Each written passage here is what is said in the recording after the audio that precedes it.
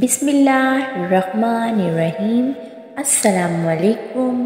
آپ دیکھ رہے ہیں اسلامک وائس۔ امید ہے آپ سب خیریت سے ہوں گے۔ ہماری آج کی ویڈیو کا ٹاپک ہے حضرت نوح علیہ السلام کا قصہ۔ جب سے دنیا قائم ہوئی، حضرت آدم علیہ السلام کی نسل بڑھتی اور پھیلتی گئی۔ انسان دو حصوں میں تقسیم ہو گئے، کسی نے نیکی کی راہ اختیار کی تو کسی نے بدی کا راستہ اپنایا۔ جس نے نیکی اختیار کی وہ صراط مستقیم پر رہا، جس نے بدی کا راستہ اختیار کیا وہ اللہ کے غضب میں آ گیا۔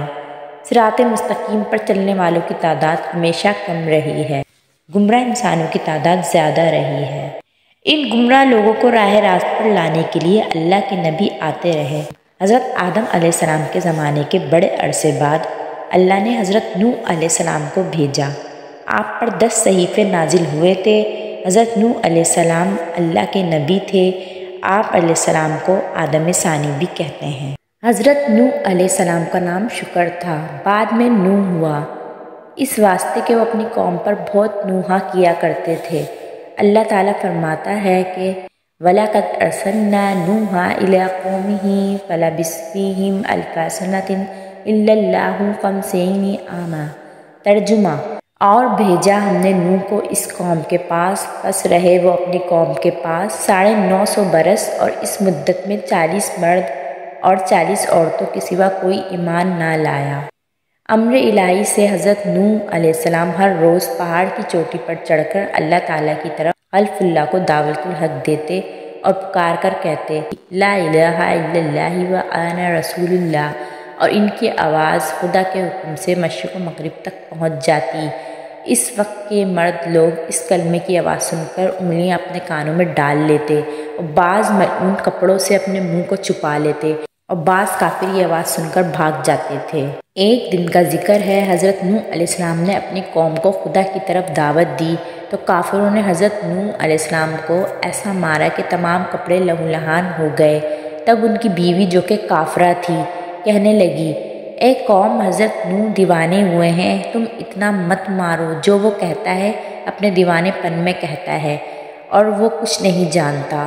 حضرت نوح علیہ السلام نے اپنی بیوی سے جب یہ بات اور بے ادبی سنی، تب حضرت نوح علیہ السلام نے آسمان کی طرف منہ کیا اور رو کر کہا قَوْلُهُ تَعَالَىٰ فَدَعُوا رَبَّهُمْ أَنِّي مَغْلُوبٌ فَانتَصِرْ۔ ترجمہ: پھر اس نے پکارا اپنے رب کو کہ میں گھر گیا ہوں کافروں میں، اور تو میرا بدلہ ان سے لے۔ حضرت نوح علیہ السلام تقریباً 900 سال تک اللہ کی طرف لوگوں کو بلاتے رہے، لیکن انہوں نے دین اسلام قبول نہیں کیا۔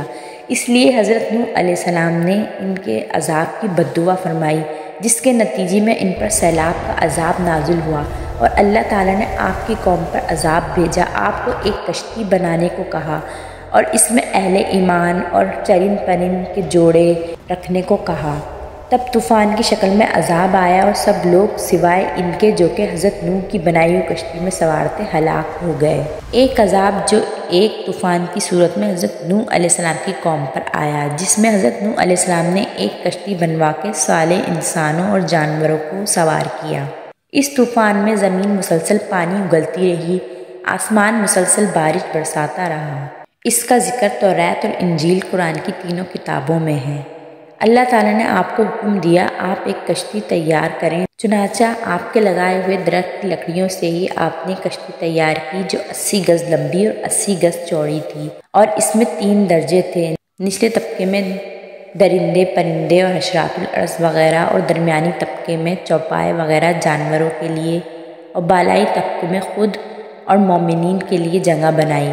اس طرح یہ شاندار کشتی آپ نے بنائی جو آپ کی اور مومنوں کی محنت اور کاریگری کا ثمرہ تھی، جنہوں نے بے پناہ محنت کر کے یہ کشتی بنائی تھی۔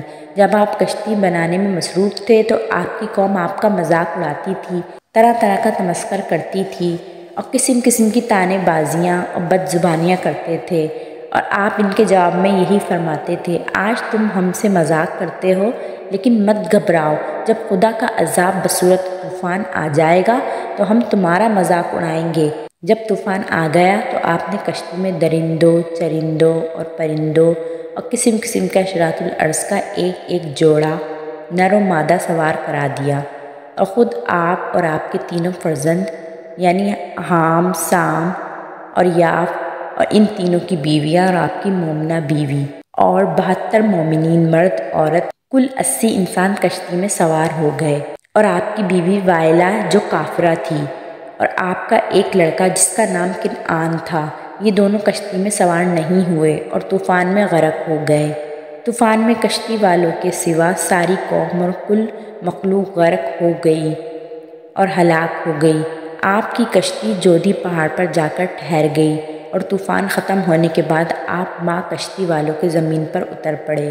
آپ کی نسل میں بے پناہ برکت ہوئی، آپ کی اولاد تمام روئے زمین پر پھیل کر آباد ہو گئی، اس لیے انہیں آدم ثانی یعنی زمین پر موجود انسانوں کا دوسرا باپ آدم بھی کہا جاتا ہے۔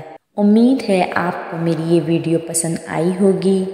اگر آپ کو میری ویڈیو پسند آتی ہے تو میرے چینل کو سبسکرائب کیجیے۔ ملتے ہیں نیکسٹ ویڈیو میں انشاءاللہ تعالی۔